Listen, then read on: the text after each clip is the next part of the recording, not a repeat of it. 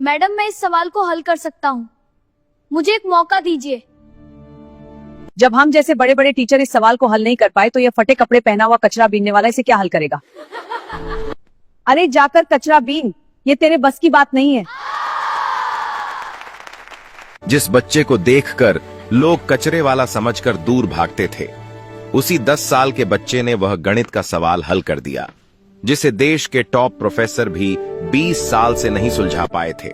लेकिन जब प्रोफेसर अर्नव मेहता ने उस बच्चे के हाथ देखे तो उनकी दुनिया हिल गई, क्योंकि उन हाथों पर वही निशान था जो उनके खोए हुए बेटे के हाथ पर था। आखिर कौन था यह रहस्यमय बच्चा, और उसे देखकर प्रोफेसर के होश क्यों उड़ गए? सुबह के 7:30 बजे थे। मुंबई का सबसे महंगा school royal global international academy अपनी चमकदार बिल्डिंग के साथ खड़ा था। यहां सिर्फ अमीर घरों के बच्चे पढ़ते थे।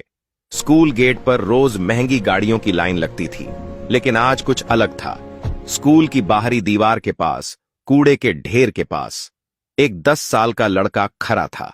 उसका नाम कबीर था, लेकिन यह नाम उसे किसने दिया, यह वह खुद भी नहीं जानता था। उसके कपड़े इतने फटे और गंदे थे कि लोग उसे देखते ही नाक पर रुमाल रख लेते थे। उसके बाल बिखरे हुए थे, चेहरे पर मिट्टी जमी थी।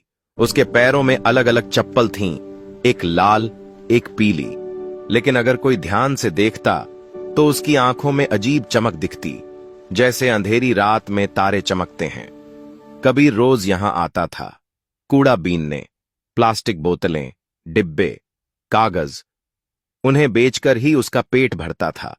वह कहां से आया था, उसके मां बाप कौन थे, किसी को नहीं पता था।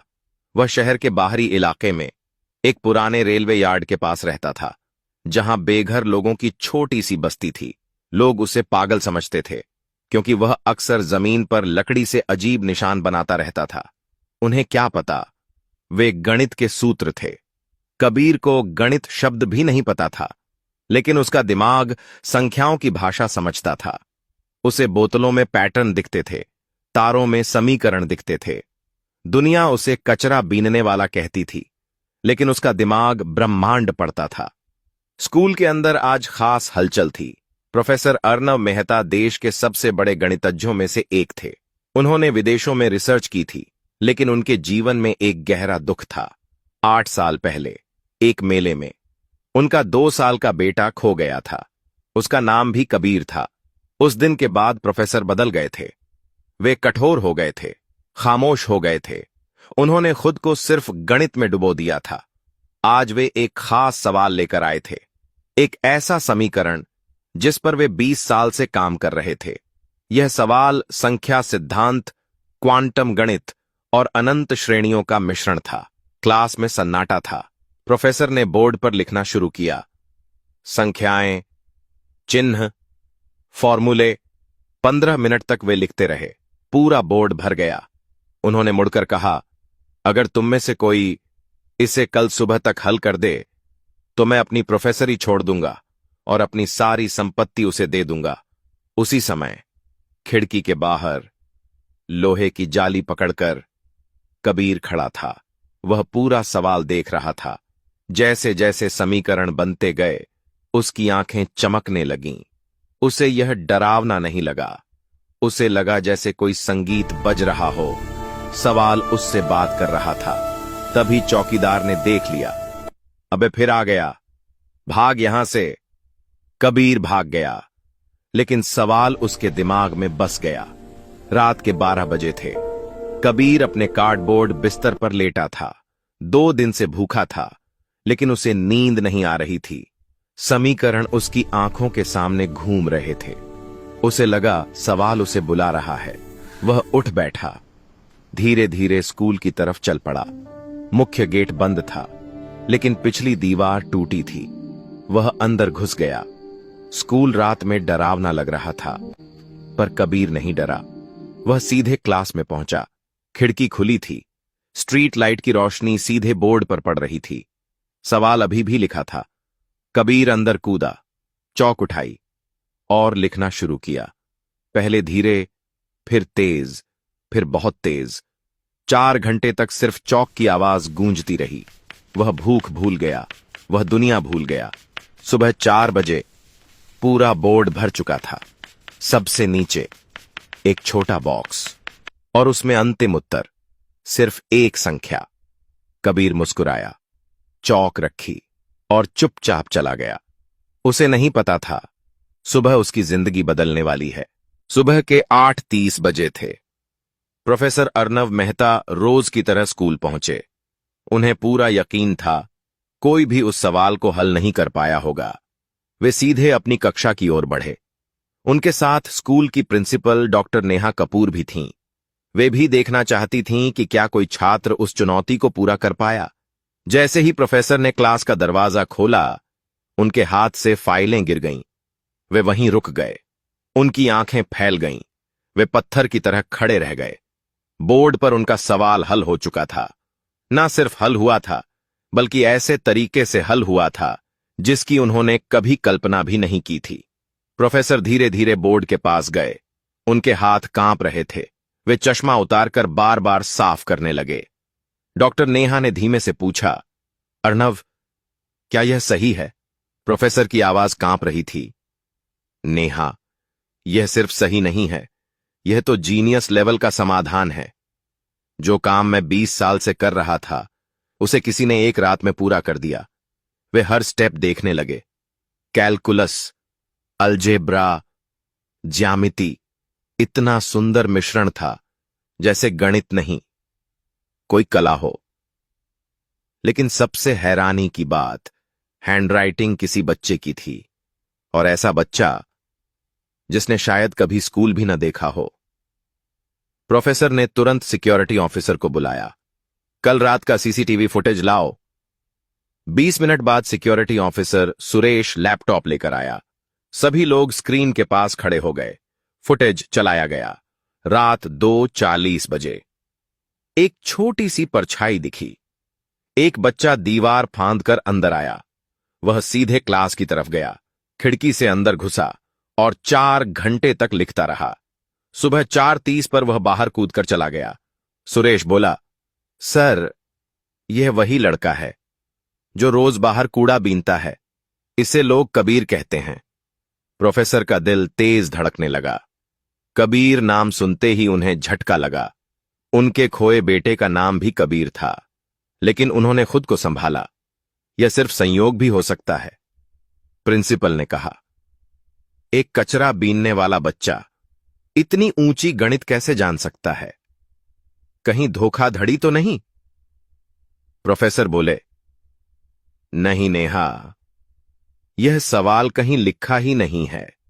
यह मेरा खुद का बनाया हुआ है, और इसे जिस तरीके से हल किया गया है वह सिर्फ एक सच्चा जीनियस ही कर सकता है। मुझे उस बच्चे से मिलना है, आज ही। दोपहर 2 बजे प्रोफेसर अर्नव मेहता और डॉक्टर नेहा कपूर पुराने रेलवे यार्ड पहुंचे। वह शहर का सबसे गरीब इलाका था। गंदगी, टूटी झुग्गियां, बदबू, हर तरफ गरीबी थी। उन्होंने लोगों से पूछा, कबीर कहां मिलेगा? एक बूढ़े आदमी ने कहा, वह सामने पुराने डिब्बे के पास बैठा होगा। अजीब लड़का है, हमेशा जमीन पर कुछ लिखता रहता है। आखिरकार उन्हें कबीर दिख गया। वह प्लास्टिक बोतलें साफ कर रहा था। प्रोफेसर उसे देखते ही रुक गए। उनकी सांस अटक गई। उम्र, चेहरा, सब कुछ उनके खोए बेटे जैसा था। वे धीरे धीरे उसके पास गए। कबीर डर गया। उसे लगा उसे सजा मिलेगी। वह भागने लगा। प्रोफेसर ने प्यार से कहा, डरो मत बेटा, मैं तुम्हें नुकसान नहीं पहुंचाऊंगा। मैं सिर्फ तुमसे बात करना चाहता हूं। कबीर रुक गया। डरते डरते बोला, साहब, मैंने कुछ नहीं चुराया। मैंने बस सवाल ठीक किया था। वह मुझे परेशान कर रहा था। प्रोफेसर का दिल पिघल गया।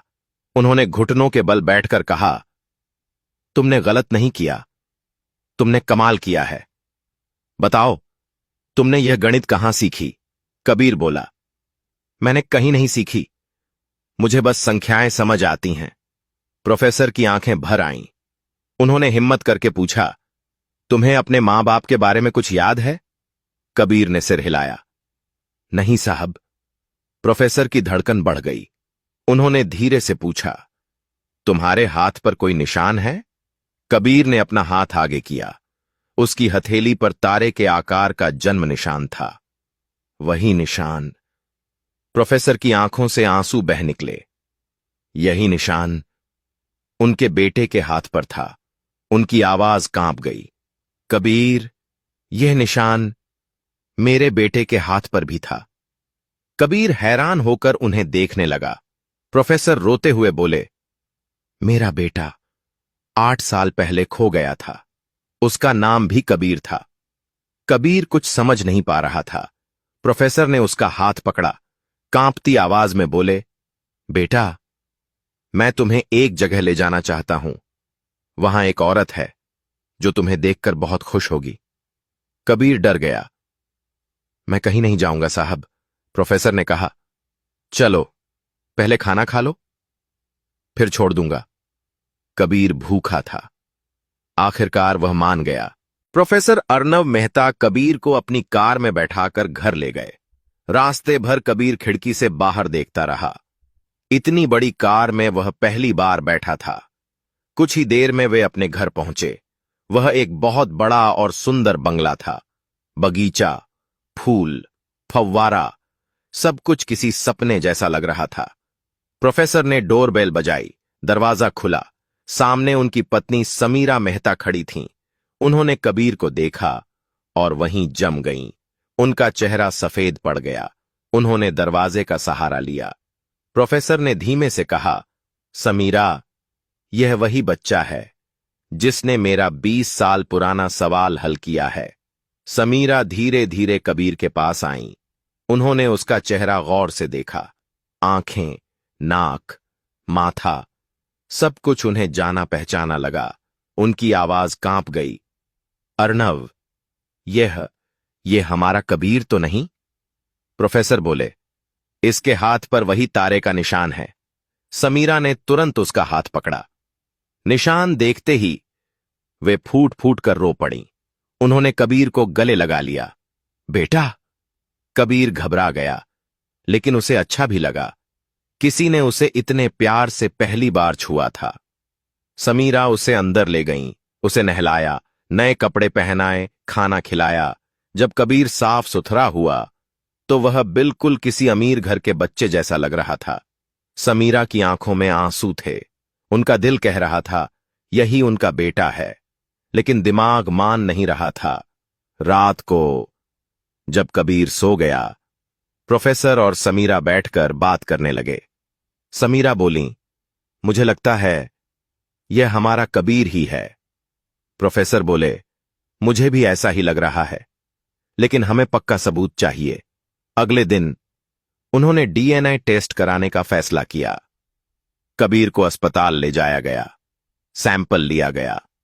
रिपोर्ट आने में 3 दिन लगने थे। इन 3 दिनों में समीरा कबीर से दूर नहीं रहीं।